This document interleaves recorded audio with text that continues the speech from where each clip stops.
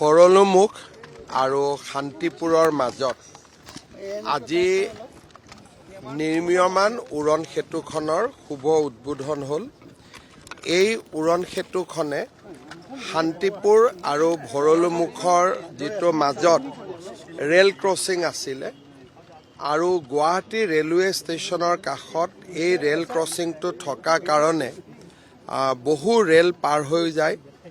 শিক্ষাৰ্থী এম্বুলেন্স আদিও সময়মতে পাৰ হ'ব নোৱাৰিছিলে। আজি ৰাজ্য চৰকাৰে ৯৯ কোটি টকা খৰচ কৰি এই উৰণীয়া সেতুখন নিৰ্মাণ কৰি সম্পূৰ্ণ কৰে আৰু এই উৰণীয়া সেতুখন আমি প্ৰাক্তন কেন্দ্ৰীয় মন্ত্ৰী আৰু অসমৰ সাংসদ দীনেশ গোস্বামী ডাঙৰীয়াৰ নামত আমি উৎসৰ্গা কৰিছোঁ।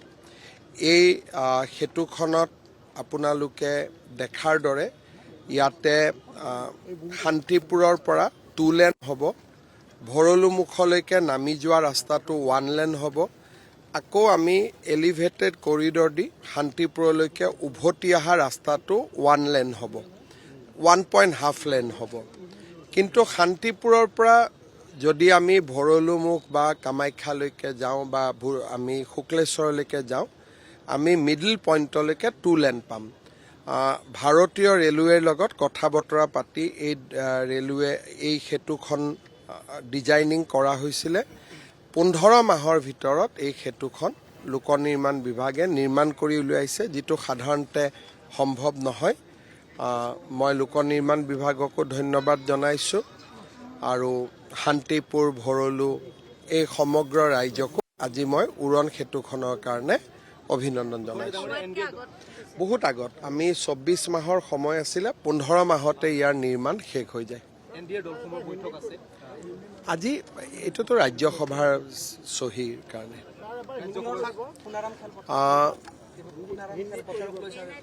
এতিয়া যিহেতু স্কুলো হৈ গ'ল, এই গোটেই প্ৰজেক্টখিনি কমপ্লিট হৈ গ'ল। নেক্সট সোণাৰাম ফিল্ডখনৰ ওপৰত আমি চকু দিম। 10 তাৰিখে গধূলি চাইকেল ফেক্টৰীখন বিহু পাবগৈ। কিন্তু যদি ইলেকশ্যনো চলি থাকে আমি মিটিং নকৰোঁ, খুলি দিম, যাতে ৰাইজে বিহুৰ সময়ত তাক ব্যৱহাৰ কৰিব পাৰে। মডেল কোড অফ কণ্ডাক্ট হ'লেও মিটিং নকৰাকৈ খুলি দিয়াত কোনো আপত্তি নাথাকে। গতিকে আমি ডিপাৰ্টমেণ্টত সিদ্ধান্ত লৈছোঁ, যদি নিৰ্মাণ সম্পূৰ্ণ হৈ যায় আমি মিটিঙৰ কাৰণে অপেক্ষা নকৰোঁ, ৰাইজক খুলি দিম, যাতে বিহুৰ বতৰটোত ৰাইজে ট্ৰেফিক জামৰ পৰা মুক্তি পায়।